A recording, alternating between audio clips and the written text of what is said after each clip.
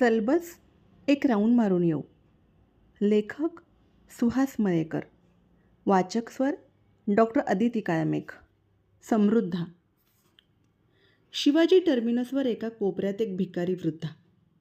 50शी जवळ तरी असेल की नाही कोणास ठाऊक. अंगावर मांस असं नाहीच. कदाचित अति कष्टामुळे किंवा कुपोषणामुळे तिला अकालीच वृद्धत्व आलं असावं. तिला वृद्ध कसं म्हणावं? किती महिन्यांची उपाशी होती कोण जाणे. पण तिचं पोट खपाटीला गेलेलं. अंगावर विरलेल्या जीर्ण शीर्ण चिंध्या आणि त्यातून मातीचे थर. त्यातूनही मागून फासया मोजता येतील अशा अवस्थेत पोक काढून ती बसली होती.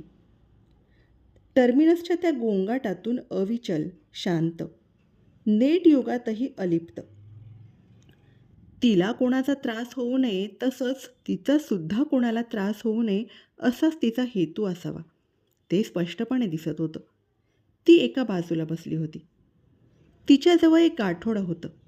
तिच्यापेक्षा जास्त मोठं, कदाचित तिच्यापेक्षा जास्त वजनाचं. म्हणूनही तिला तिथून हलता येत नसावं. काय भरलं असावं बरं तिच्या या गाठोड्यात?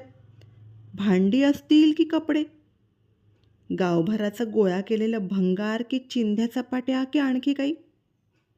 रोज तिथून जाणं येणं होत असे, पण आज मात्र इतरांच्या दृष्टीने निरुपद्रवी असलेल्या तिनं माझं लक्ष वेधून घेतलं. त्याला कारणही तसंच होतं. तिला मिळालेल्या एका नेलपेंटच्या जुन्या बाटलीतून नेलपेंट काढून ती तल्लीनतेने नखं रंगवत होती. त्याही अवस्थेत तिची स्त्रीसुलभ भावना जागृत होती. तिनंही कधीतरी हट्ट केले असणार. लटकेस ती कोणावर तरी रुसली असणार. तिची साज शृंगाराची स्वप्न अर्धवट राहिली असतील. वरवर काहीच दिसत नसलं तरी तिचं गाठोडं कुणाच्या तरी आठवणीने समृद्ध असणार.